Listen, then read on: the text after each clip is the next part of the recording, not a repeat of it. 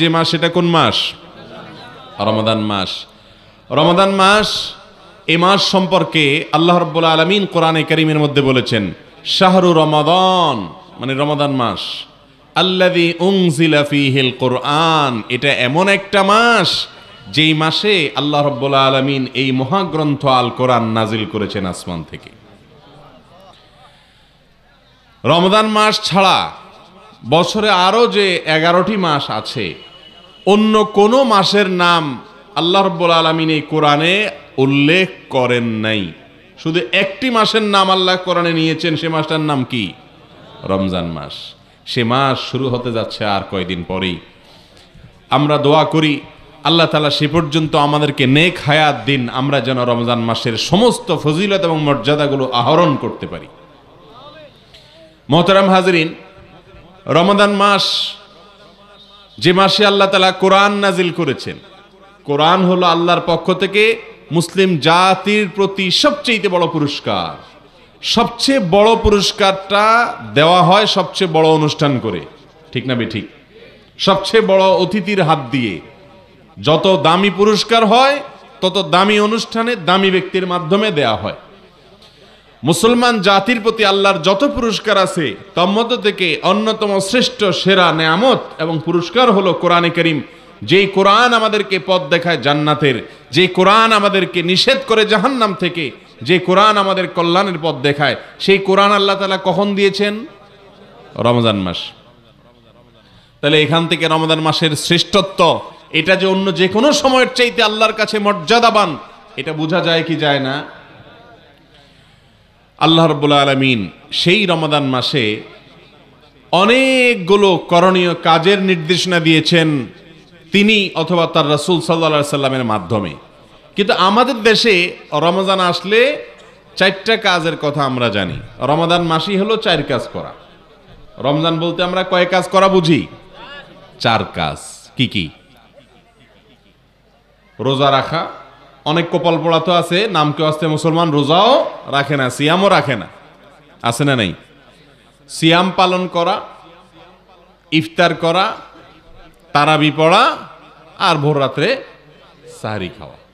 কাজ কয়টা হইল? রমজান মানে 4 কাজ। রোজা রাখা, ইফতার করা, তারাবি পড়া, সাহরি খাওয়া। অথচ রমজান মানে কি শুধু এই 4 কাজ? আরো কাজ আছে না নাই? আছে। আজ আমরা সেটাই জানবো ইনশাআল্লাহ, যে রমাদান মানে কি, শুধু এই 4 কাজ না আরো কি আছে, সেগুলো কি কি আমরা জানবো ইনশাআল্লাহ। কিন্তু শুরুতেই আমরা নিয়ত করে নেই যেগুলো আজকে জানবো সেগুলো অনুযায়ী আমল করবো তো ইনশাআল্লাহ। আল্লাহ তাআলা আমাদের সবাইকে তৌফিক দান করুন। সম্মানিত হাজরিন, রমাদান মাস আসলে আল্লাহ রাব্বুল আলামিনের পক্ষ থেকে রহমতের, দয়ার সমস্ত দুয়ার এবং ভান্ডার উন্মুক্ত করে দেওয়া হয়। যারা সৌভাগ্যবান তারা এই মাসে, এই চান্সে, এই সুযোগে আল্লাহর রহমত নিজের ঝুলিতে বেশি থেকে বেশি পরিমাণ ভরে নেয়। আর যারা হতভাগা কপাল পড়া, এরা রমজান আসলে ওই যে গতানুগতিক 2-4টা ট্র্যাডিশনাল কাজ করে রমজানকে শেষ করে দেয়। রমজান শেষে তাদের তেমন কোনো অর্জন থাকে না। ভাইরা আমার, সেজন্য রমাদান মাসকে নিজের আমল এবং ইবাদতের ভরা বসন্ত মনে করতে হবে। ভরা বসন্ত, সুযোগ। বছরের অন্য সময় ইবাদতের আমাদের ঘাটতি থাকে, ত্রুটি থাকে, আমলের ঘাটতি থাকে। এই সব ঘাটতি পূরণ করার জন্য ইবাদতের মৌসুম হিসেবে আল্লাহ তাআলা দিয়েছেন কোনটা? রমাদান মাস। এই রমাদান মাসে কোরআন এবং হাদিসের আলোকে আজ আমরা 20টি আমলের কথা বলবো ইনশাআল্লাহ। কয়টা আমল? 20টি আমল। এই 20টি আমল যদি আপনি করেন ইনশাআল্লাহ আপনার রমাদান সার্থক হবে, সফল হবে। আপনার রমজান সাধারণ মানুষের রমজানের মতো হবে না। আপনি রমাদানের আসল লাভবান সিয়াম পালনকারী মুসলমান হইতে পারবেন। রমজান মাস উপলক্ষে সেই 20টি আমলের ভিতরে একটা আমল হবা, প্রথম আমল হলো রমাদান মাসের চাঁদ দেখা, অর্থাৎ শাবানের শেষের দিনে, আবার রমজান মাসের শেষেও শাওয়ালের চাঁদ দেখা। চাঁদ দেখা এটা একটা আমল, এটা একটা কি? কিন্তু আজকাল চাঁদ দেখা দেখি নাই, আছে? এখন সবাই টেলিভিশন বা ফেসবুকের দিকে তাকায় যে চাঁদ দেখার খবর আসছে না নেই, ঠিক না বে ঠিক? অথচ আকাশে চাঁদ দেখা সুন্নাত। আকাশে চাঁদ দেখা কি? চাঁদ দেখার একটা দোয়াও আছে। আপনি যদি আকাশে চাঁদ না দেখেন তাহলে দোয়া কেমনে পড়বেন? এই আমলটা আমাদের সমাজ থেকে বিদায় হয়ে গেছে কি যায় নাই?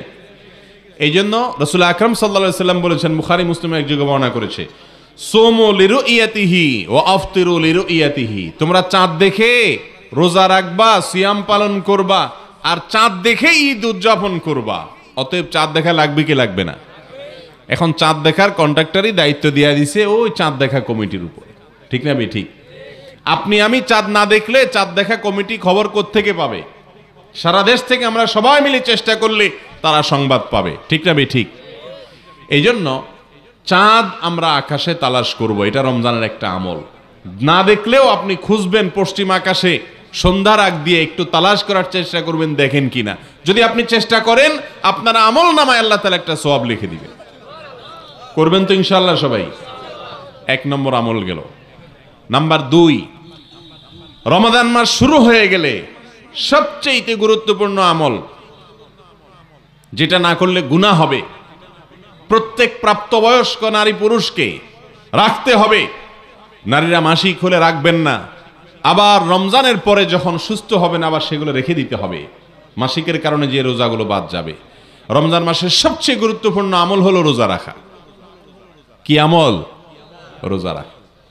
রমজান মাসে রোজা রাখা নফল কাজ না ফরজ কাজ? ফরজ কাজ। ফরজ কাজ যদি কেউ না করে তাহলে সে আল্লাহর কাছে বড় অপরাধ, মহাপাপ করলে যে পাপী হয়, যে অপরাধী হয়, সেই অপরাধী হবে। অথচ আমাদের এই সমস্ত এলাকাগুলোতে বা দেশের বিভিন্ন জায়গাতে দেখা যায় অনেক মানুষ আল্লাহ তাআলা তাদেরকে একেবারে বিছানায় ফেলে দেন নাই, এত অসুস্থ হয় নাই, অথচ তারা রোজা রাখে না। আছে না নাই? ভাইরা আমার, রাসূল করিম সাল্লাল্লাহু আলাইহি ওয়াসাল্লাম আমাদেরকে যে কাজগুলো করার নির্দেশ দিয়েছেন সেগুলো আমরা যদি না করি, বিশেষ করে যেগুলোকে ফরজ বিধান হিসেবে আল্লাহর পক্ষ থেকে ঘোষণা দিয়েছেন, কোরআনে এসেছে, হাদিসে এসেছে, সেই ফরজ কাজ যদি কেউ না করে তাহলে সে নিজেকে মুসলমান দাবি করলে সেটা সত্য দাবি হতে পারে না। রোজা রাখা ফরজ না নফল কাজ?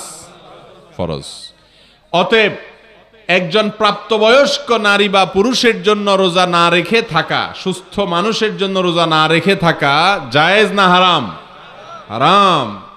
ভাইরা আমার, যদি কেউ রোজা না রাখেন আর এই অবস্থায় তার মৃত্যু হয়, আল্লাহ না করুন, তাহলে মহাপাপী অপরাধ হিসাবে তার মৃত্যু হলো। এই জন্য আল্লাহ বলেছেন কোরআনে, কুতিবা আলাইকুমুস সিয়ামু কামা কুতিবা আলাল্লাযীনা মিন ক্বাবলিকুম লাআল্লাকুম তাত্তাকুন। ও ঈমানদারেরা, তোমাদের জন্য রোজা ফরজ করা হয়েছে যেমনি ভাবে ফরজ করা হয়েছে তোমাদের আগে যত জাতি পৃথিবীতে আসছে, যত নবী রাসূল পৃথিবীতে এসেছেন, সবার উপরে রোজা ফরজ করা হয়েছে, তেমনি ভাবে তোমাদের উপরেও রোজা ফরজ করা হয়েছে। অর্থাৎ এটা শুধু আমাদের উপরে ফরজ করা হয় নাই, আগের যুগের সমস্ত নবীদের উপরে, সমস্ত জাতির উপরে, সকল রাসূলদের জাতিদের উপরে আল্লাহর পক্ষ থেকে ফরজ ছিল। সবাই রোজা রেখেছেন। আপনি রোজা না রাখলে আপনি কপাল পোড়া হয়ে যাবেন। কথা কি বুঝতে পারছি? ভাইরা আমার, নবী করিম সাল্লাল্লাহু আলাইহি সাল্লামের হাদিস থেকে আমরা জানতে পারি, রোজাদার ব্যক্তির জন্য যেরকম পুরস্কারের কথা আছে, যারা সুস্থ সবল মানুষ হওয়ার পরেও রোজা রাখে না, কিয়ামতের ময়দানে কঠিন শাস্তির মুখোমুখি আল্লাহ তাআলা তাদেরকে করবেন। এবং মৃত্যুর পরে আল্লাহর সামনে যখন হাজির হবে, যখন তারা তাদের বিচার হয়ে যাবে, তখন জাহান্নামে রোজা না রাখার কারণে কোন কোন বর্ণনায় আসছে পাও উপর দিকে ঝুলিয়ে তাকে